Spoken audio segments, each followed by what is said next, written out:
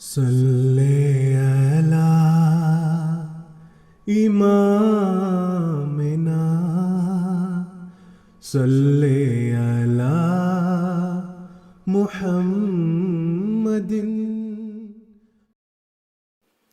حضرت اقدس مسیح موعود علیہ الصلاۃ والسلام کی مبارک زندگی میں سن 1882 عیسوی وہ زمانہ تھا جس میں آپ علیہ الصلاۃ والسلام نے اپنے معتقدین کی روحانی تربیت کے لیے باذن الہی ایک مسجد کی بنیاد رکھی جس کا نام مسجد مبارک ہے۔ الہام الہی میں اس مسجد کا نام بیت الذکر ہے۔ بیت الفکر جو حضرت اقدس مسیح موعود علیہ الصلاۃ والسلام کا تاریخی چوبارہ ہے، اسی کے پہلو میں مسجد مبارک کی تاسیس ہوئی۔ دراصل مسجد کی بنیاد کے لیے یہ کوئی موزوں جگہ نہ تھی، کیونکہ بیت الفکر کے عقب میں گلی تھی اور ساتھ آپ کے چچا مرزا غلام محی الدین صاحب کا رقبہ تھا، جس میں ان کے خراز کی قدیم عمارت کے کھنڈرات بکھرے ہوئے تھے، اور ان کے بقیہ آثار میں شمالی جانب ایک بوسیدہ دیوار کھڑی تھی۔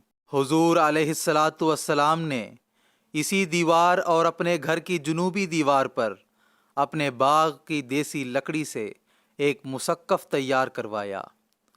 اینٹوں کی فراہمی کے لیے بعض پرانی بنیادوں کی کھدائی کی گئی اور مسجد کی تعمیر آپ علیہ الصلاۃ والسلام کے خاندانی معمار پیران دتا نے شروع کر دی۔ مسجد مبارک کی اندرونی عمارت کے 3 حصے تھے۔ مغربی حصہ امام کا محرابی گوشہ تھا، جس کے مغرب اور شمال میں 2 کھڑکیاں اور شرقی دیوار میں ایک دروازہ تھا جو لکڑی کے تختے سے بند ہو کر 1-2 فرد کی خلوت نشینی کے لیے ایک نہایت مختصر مگر مستقل حجرہ بن جاتا تھا۔ مسجد کے درمیانی حصے میں 6 نمازیوں کی 2 صفوں کی گنجائش تھی۔ اسی حصے میں بیت الفکر کی کھڑکی کھلتی تھی۔ مقابل کی جنوبی دیوار میں ایک کھڑکی روشنی کے لیے نصب تھی اور باہر کے مشرقی حصے سے الحاق کے لیے ایک دروازہ لگایا گیا تھا۔ مسجد کا شرقی حصہ وسطی حصہ سے نسبتاً بڑا تھا، یعنی اس میں بعض اوقات 3 حصوں میں کم و بیش 15 آدمی نماز پڑھ سکتے تھے۔ مسجد مبارک کے بارے میں حضرت مسیح موعود علیہ الصلاۃ والسلام کو 5 مرتبہ یہ الہام ہوا: الم نجعل لک سہولۃ فی کل امر ومن دخلہ کان آمنا۔ کیا ہم نے تیرے لیے ہر بات میں آسانی پیدا نہیں کی؟ تجھ کو بیت الفکر اور بیت الذکر عطا کیا، اور جو شخص بیت الذکر میں باخلاص و قصد تعبد و صحت نیت و حسن ایمان داخل ہوگا، وہ سوء خاتمہ سے امن میں آ جائے گا۔ اور اسی طرح اس مسجد کے بارے میں الہام ہوا: مبارکن و مبارکن و کل امر مبارکن یجعل فیہ، یعنی یہ مسجد برکت دہندہ اور برکت یافتہ ہے اور ہر ایک امر مبارک اسی میں کیا جائے گا۔ ان الہامات سے اس مسجد کی عظمت اور شان معلوم ہوتی ہے، اور اس کے علاوہ حضور علیہ الصلاۃ والسلام نے اس مسجد کے بن جانے کے بعد اپنی ساری نمازیں اسی مسجد میں ادا کیں۔ مسجد مبارک کی شان حضرت مسیح موعود علیہ الصلاۃ والسلام کے ایک رویا سے بھی ظاہر ہوتی ہے۔ آپ علیہ الصلاۃ والسلام فرماتے ہیں: بعض اشخاص ہیں جن کو اس عاجز نے شناخت نہیں کیا، وہ سبز رنگ کی سیاہی سے مسجد کے دروازے کی پیشانی پر کچھ آیات لکھتے ہیں۔ ایسا سمجھا گیا کہ فرشتے ہیں اور سبز رنگ ان کے پاس ہے، جس سے بعض آیات تحریر کرتے ہیں، اور خط ریحانی میں جو پیچاں اور مسلسل ہوتا ہے لکھتے جاتے ہیں۔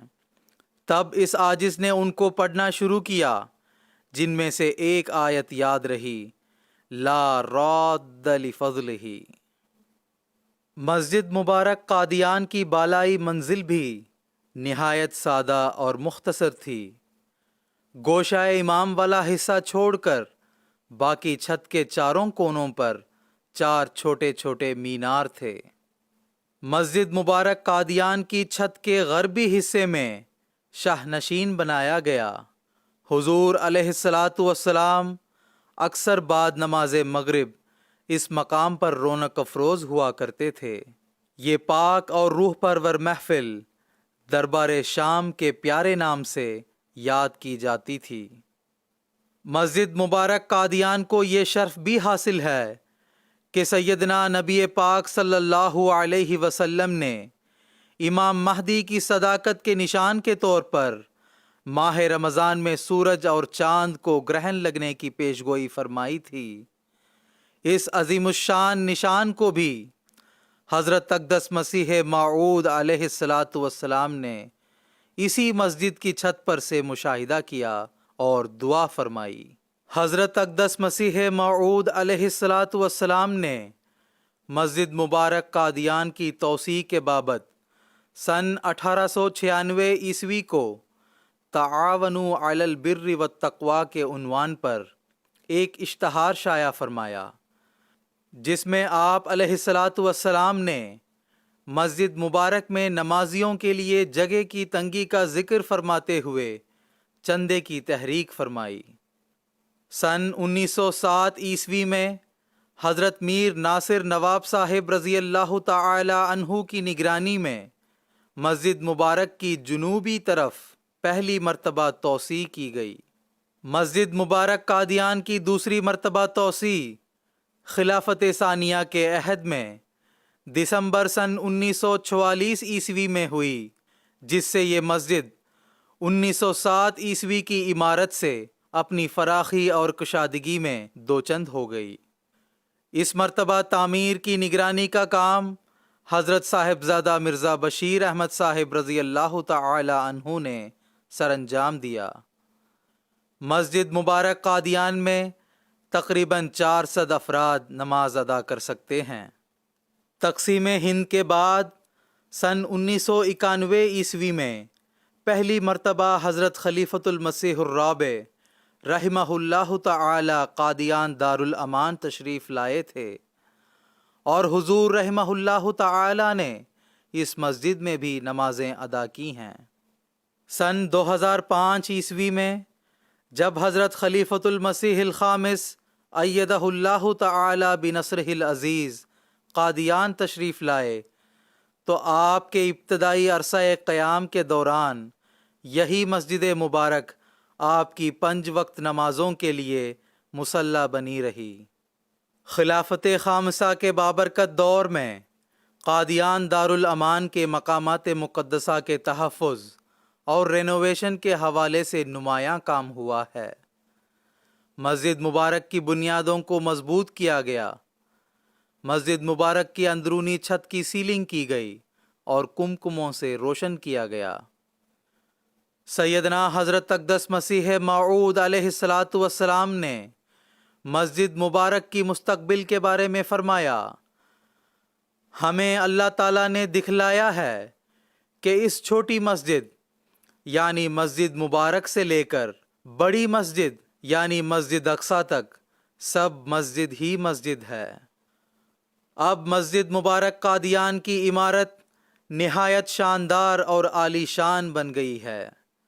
خدا تعالیٰ کے الہام کے مطابق یہ مسجد برکت دہندہ اور برکت یافتہ ہونے کی عظیم الشان صداقتیں پیش کر رہی ہے۔ پس یہ مسجد ایک مبارک تخم کی مانند ہے جو زمانے کے امام کے مقدس ہاتھوں سے بویا گیا۔ آج اللہ تعالیٰ کے فضل سے سلسلہ عالیہ احمدیہ کی ترقی کے ساتھ ساتھ جماعت احمدیہ کی طرف سے دنیا کے مختلف ممالک میں ہزاروں مساجد تعمیر ہو رہی ہیں اور نعرہ توحید بلند کر رہی ہیں۔ ایک قطرہ اس کے فضل نے دریا بنا دیا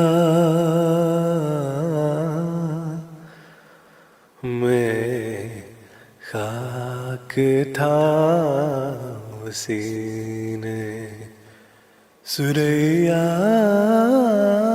بنا دیا